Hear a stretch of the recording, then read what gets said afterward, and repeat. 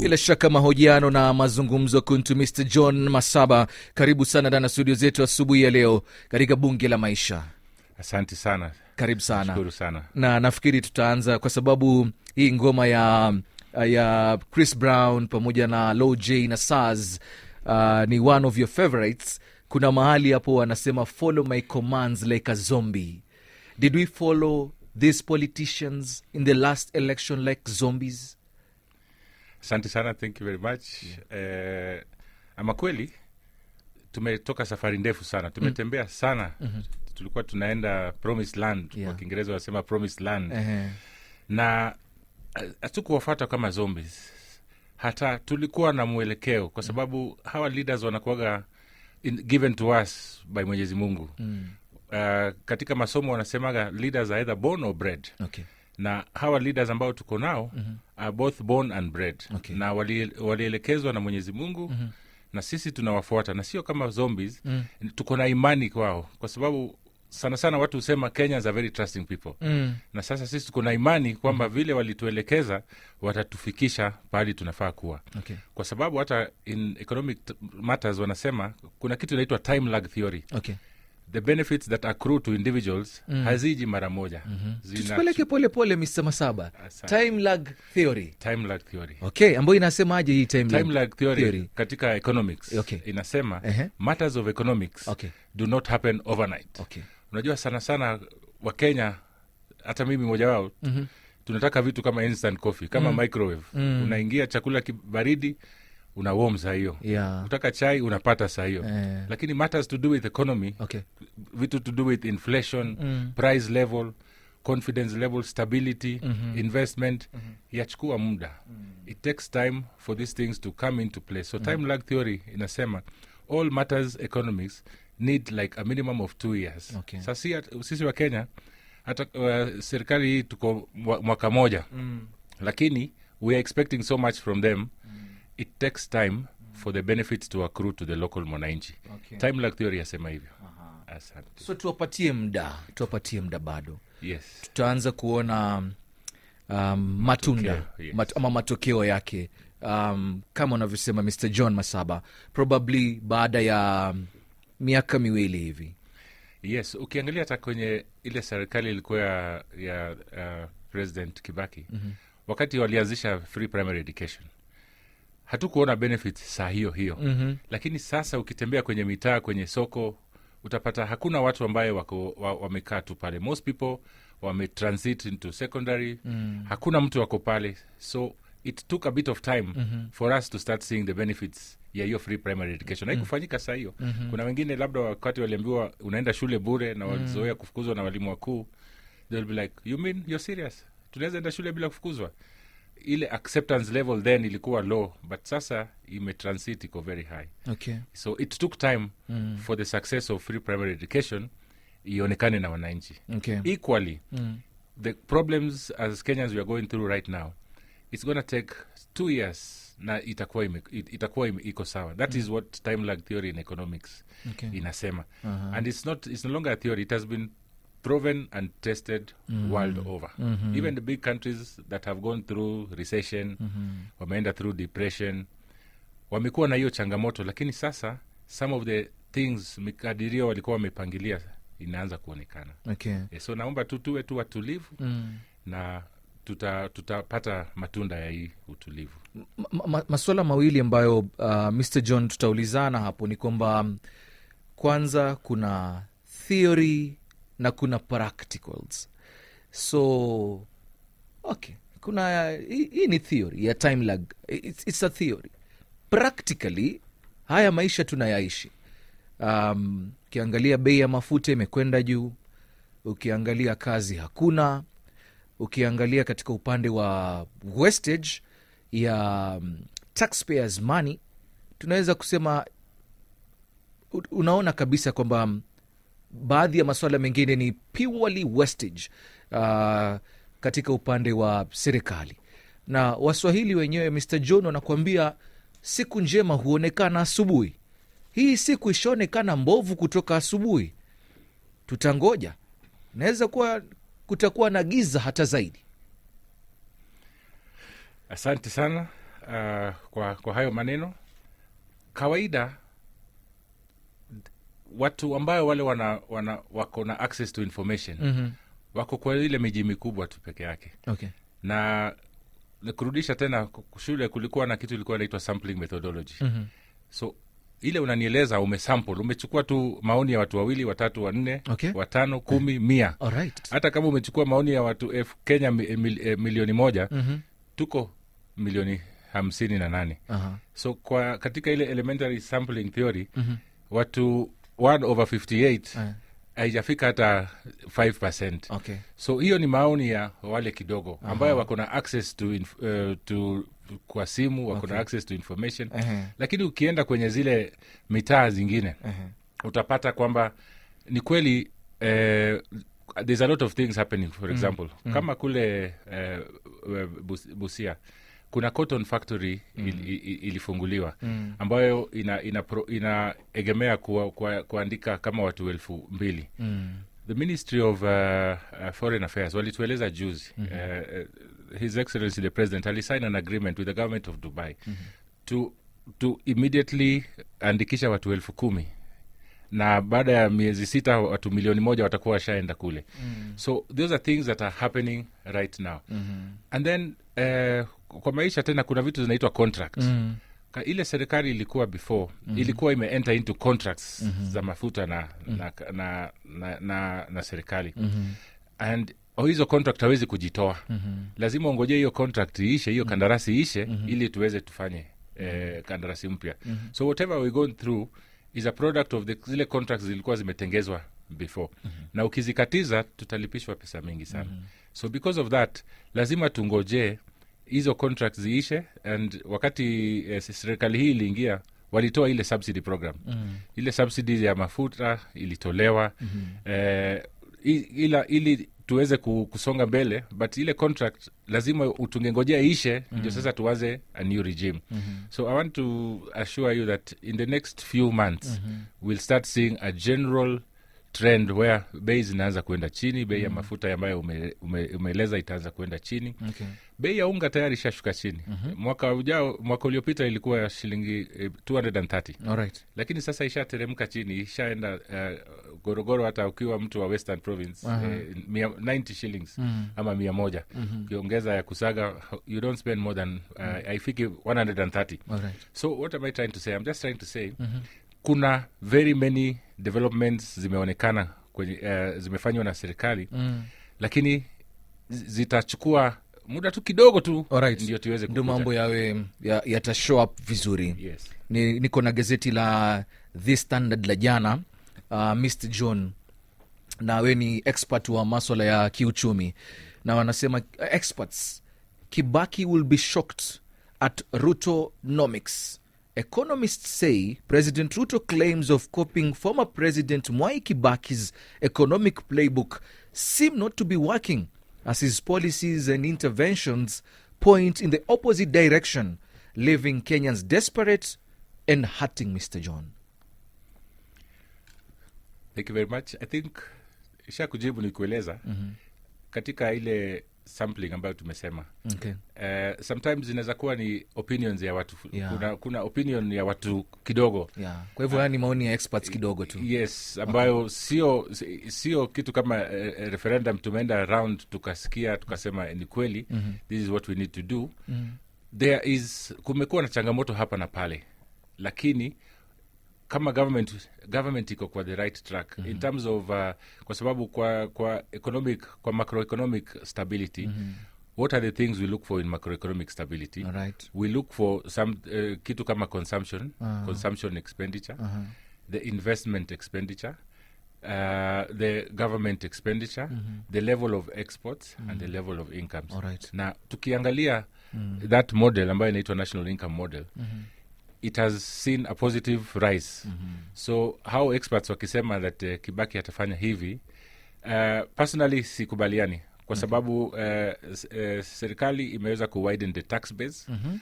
The streams of income ambayo zinapokea kutoka Kenya Revenue Authority imeongezeka. The level of investment into this country imeenda juu sana. and the savings level have also increased.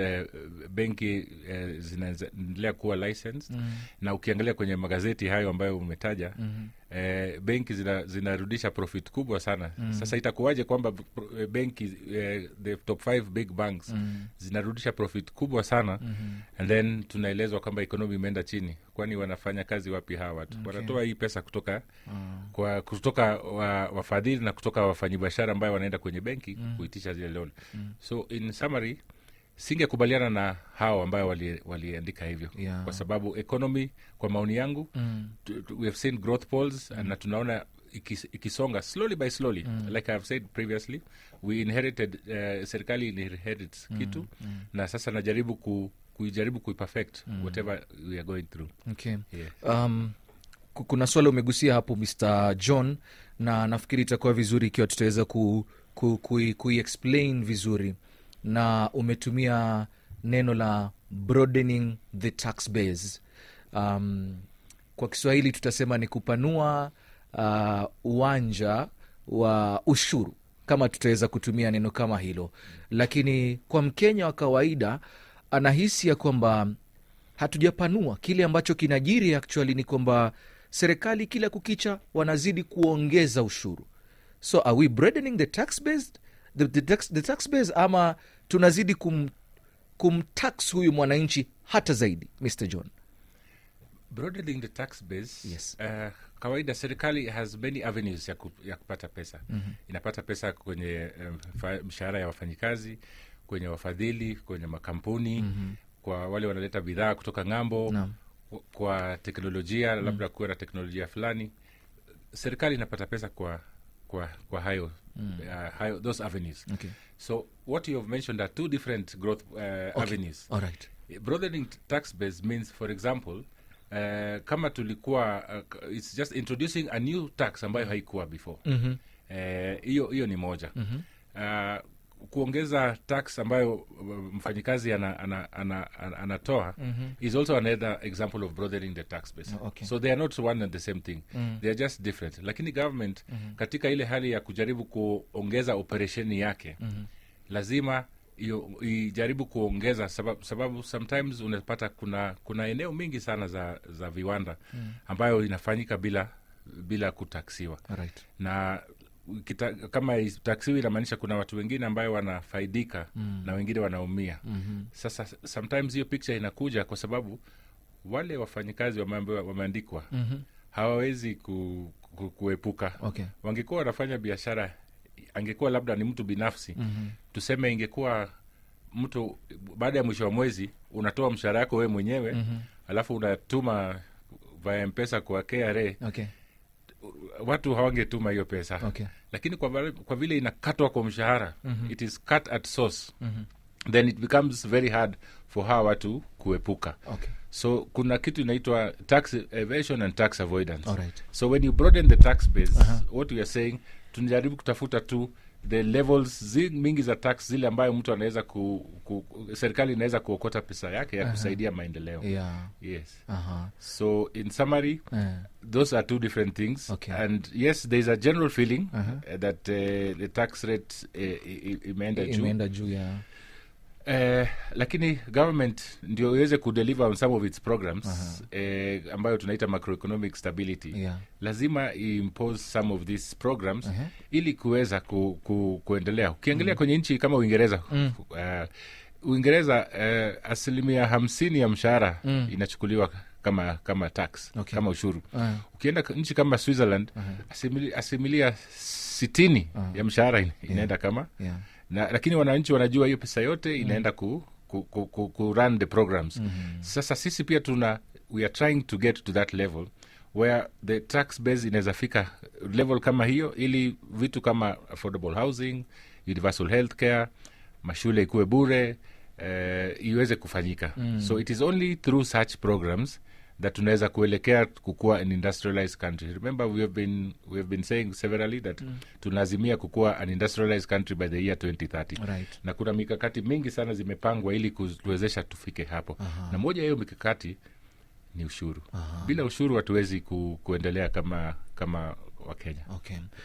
Iweje ya kwamba Wakenya wanahisi ya kwamba mambo yamekuwa magumu zaidi katika hii serikali ya Dr. William Ruto as compared to serikali ya Mwai Kibaki, serikali ya Uhuru Kenyatta? Why now? Watu wawe wanahisi ya kwamba the center is becoming unbearable. Wajua, sometimes wanasema feelings are like emotions. Okay. The more you smell them, the more they're not able to give you the true picture of what is happening on the ground. In economics pia kuna ile kitu tunaita econometrics. Okay. The model ambayo tunatumia ili kuweza kusema statement ambayo umesema. Okay. Unaweza pata hiyo ni maoni ya mtu. Hiyo ni maoni ya mtu. Hawajafanya ile inaitwa econometric model to understand wakati wa Kibaki what were the inputs, what were the outputs, what were the timelines, what were the variables, what were the general levels of inflation wakati huo. Tumekaa we just made sweeping statements. Na sometimes hiyo ndio inakuwa inatuletea changamoto kidogo kwa sababu mtu ana compare vitu mbili, but una compare apples and oranges na hujakaa chini kuangalia hii ilipikwa kwa shamba gani, iliwekwa mbolea gani na iliwekwa maji gani ili kuweza kufika pahali hiko. What I'm just trying to say is that sometimes when we make statements kama hizo, we have not done an econometric analysis to understand that this is what is going through. Yes. Okay. Do we grow economies by increasing the taxes, Mr. John? Yes and no. In order to grow an economy to the level it is, sometimes you have to increase the tax bracket, because by our very nature, human beings, when given a chance, mtu anaweza taka kuepuka. Given a chance. So sometimes government lazima itengeze miradi ambayo itasaidia, like I've said before, itasaidia nchi kusonga mbele. And the only way you can grow, you can move forward, is by increasing your monies so that you can be able to even to repay the debt burden, because kuna hii debt burden ambayo inatukumba sasa hivi. Na kuna zile pesa ambazo ziliomba kwenye serikali iliyopita, lazima zilipwe. Zitalipwa na nini? Zitatoka wapi? Lazima hiyo pesa itoke pahali, because tusipolipa hiyo deni tutakuwa kama countries, kama nchi 2-3 duniani ambayo everything has ground to a halt. Na hatutaki kufika huko. Ndio kwa maana wakati hii deni, hata wewe mwenyewe ukichukua loan kwenye benki, nini ufanyika? Tarehe ikifika, wewe unakuwa unakimbia juu chini ku make sure umelipa hiyo pesa. Kama hujalipa hiyo pesa, unaanza kufuatiliwa na auctioneers, unaanza kufuatiliwa, unaandikiwa barua.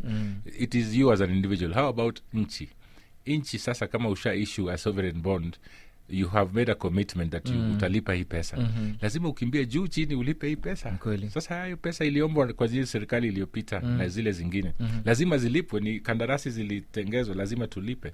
Na sasa kulipa, lazima serikali widen the tax base ili iweze kupata pesa ya kulipa pia hayo madeni. Manake madeni lazima yalipwe. Dawa ya deni ni kulipa. Hakuna shortcut. Dawa ya deni ni kulipa tu.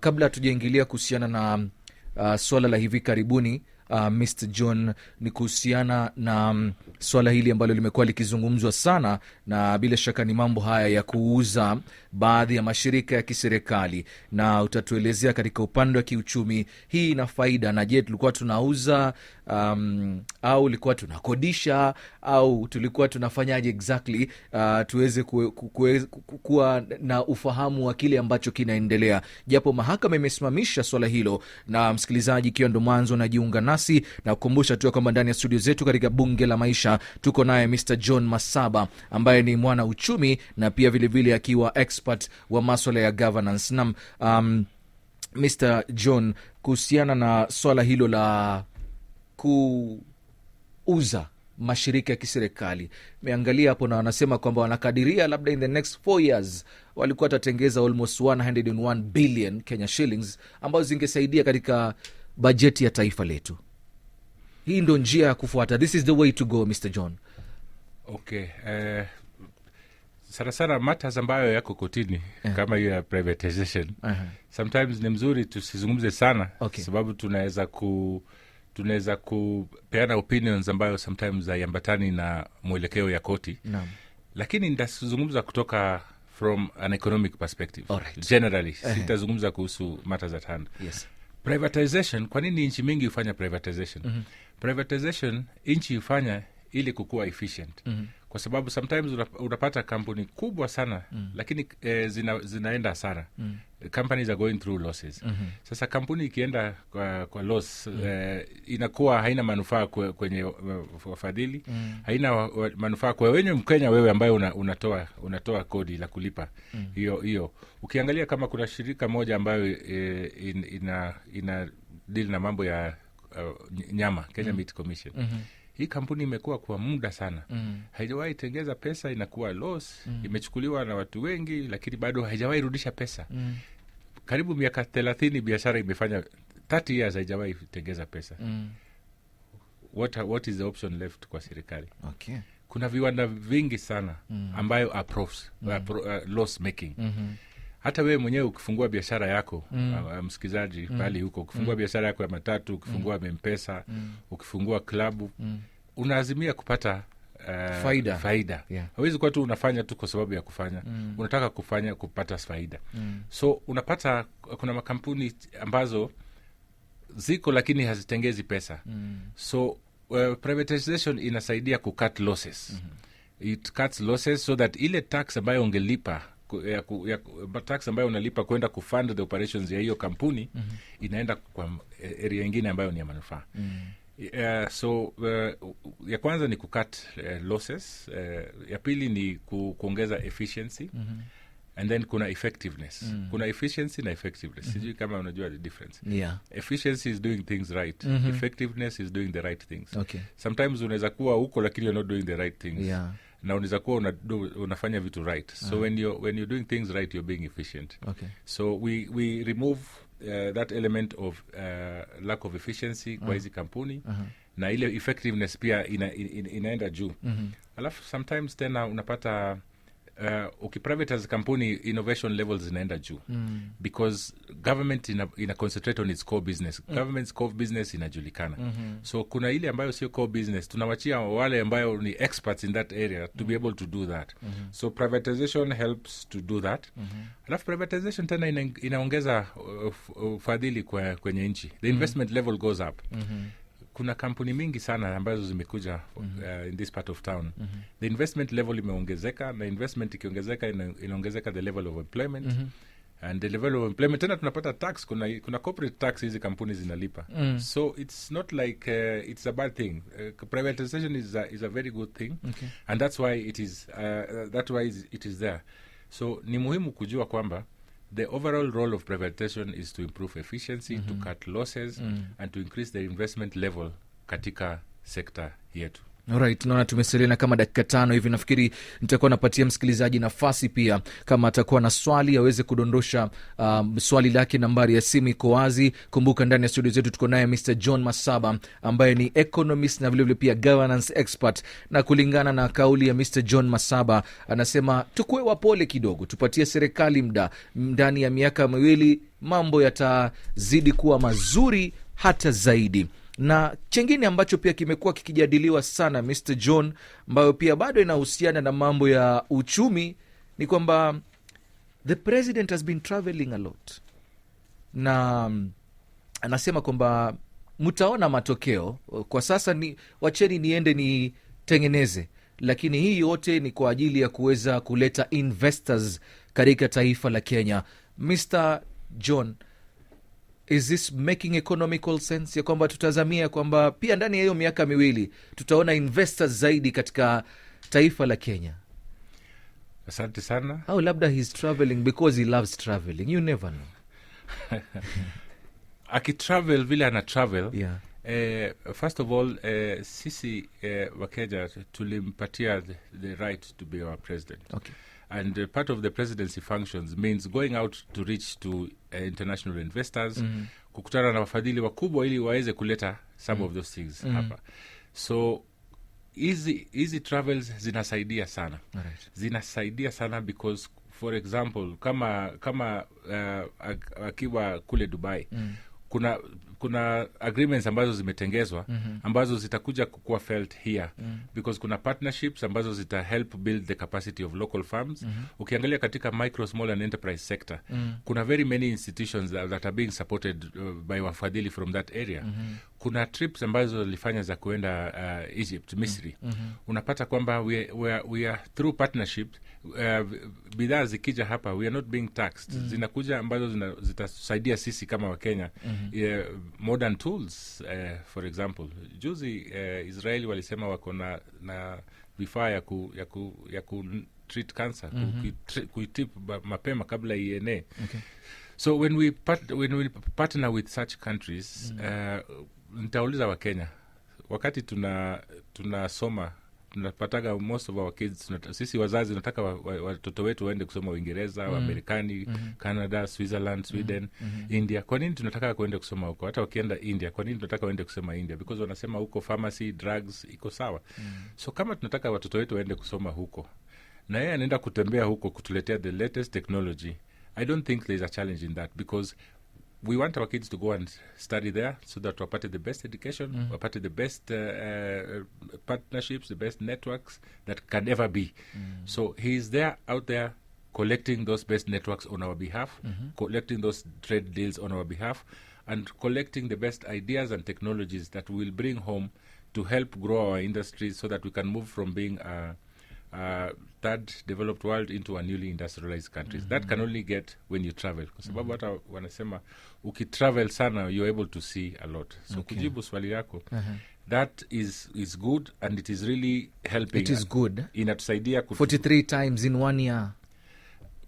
Hata ikiwa 50 ama 100, haina neno. The issue is tunaletewa maendeleo hapa ama tunafanya nini? For example, hata kama ukiangalia through such partnership, kuna groundbreaking ceremony ilifanywa ambayo wanatengezwa Nairobi Railway City, ambayo the project is supposed to be on a 425 acre piece of land. We do not have the capacity to do such a project. So we need an investor to come on board and help us to walk our journey. So even as the Kenya Kwanza government, they look at what they have done in the last 1 year.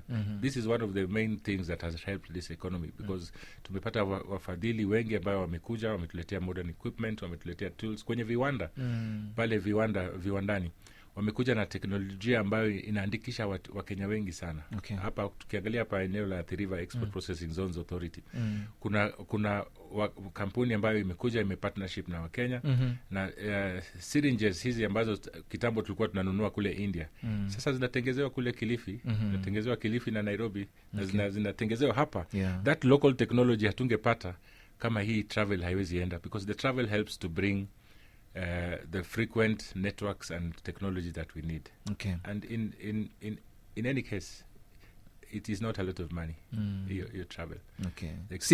Your expenditure on that vis-a-vis the benefits ambayo nchi inapata, kwa maoni yangu, wacha safiri. Mimi Mkenya naona ni sawa kabisa. Because naiangalia from an economic perspective. Kuna Daniel hapa kutoka Turkana Lodwa, nasema muulize Mr. John, na huo uwizi ambao unaendelea kwa serikali vipi? Asante sana. Pahali kuna where a gathering of people wako, sometimes unapata moja ama mbili wako na dosari. Na kukiwa na dosari, kuna njia ya kudeal na hiyo dosari. So there are systems in place to deal with individuals ambayo wana tabia kama hiyo. Na nadhani hivi karibuni tutaiga mfano ya nchi zingine, bali ukipatikana umefanya vitu kama hizo, unaajibika kulingana na vitu ambayo umefanya. So ni sisi wetu, unajua sometimes tuko na makosa ya kublame the topmost person for everything. Tabia ingine ni sisi wetu wenyewe. What are we doing about it? Nakumbuka tukiwa kwenye primary school, tulikuwa tunasema ile pledge my loyalty to the president of the Republic of Kenya. Sijui kama unakumbuka. Nakumbuka hiyo. Lakini watu walikuwa wanasoma tu, hawa practice hizo vitu tulikuwa tunasoma. Walikuwa wanasoma hizo vitu kupita mtihani. Naomba tu wa Kenya to practice those things so that it starts with you. Lakini tukimalizia kabisa, Mr. John, kuna matumaini. There's still hope. There is big hope. Okay. I must say, from where I sit, sometimes wanasema facts are stubborn. Facts are very stubborn. All and right. when you look at some of the models that exist, we look at the prevailing, when you look at a country, what are the main things to consider?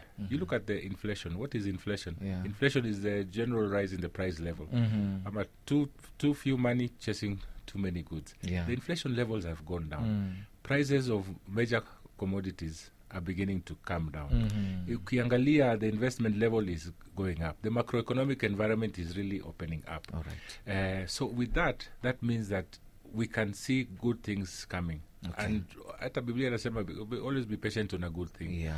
And remember my introductory comment about time lag theory. Tuko hapo na tupatie time kidogo, hata at least me learn some economics leo ya time lag theory. Yes. Ambayo inasema mambo hayatageuka tu siku moja, huwa ni kidogo tunachukua muda ndo mambo yazidi kugeuka hapo. Asante sana Mr. John Masaba, amekuwa nasi ndani ya studio zetu asubuhi ya leo akiwa ni economist na pia governance expert. Tukimalizia on a light note, do you also advise the president on economy? Me as a person? Yes. No, hapana. Okay. Mimi, I don't advise the president. Kazi yetu tu ni kuandika research items, research materials. We participate in public opinion forums and in environments which are able to help his people, his handlers, to be able to share the information with him. Yeah. So, but you try to advise the handlers? Yes, by writing. Yes. It's not that you guys communicate. We participate in our own research. We participate in our own public opinion, but not directly with them. All right. Because hata wao wako busy na if it was up to them, everyone would want to see them. Yeah. To share with them their opinion about what they need to do about the economy. Okay. But they don't have that time and luxury. They are busy trying to implement the manifesto ambayo walisema. So you're independent? So I'm independent. All right. And I'm happy to do that. All right. Yeah. Asante sana Mr. John Masaba, economist and governance expert. Thank you for coming ndani ya studio zetu katika bunge la maisha.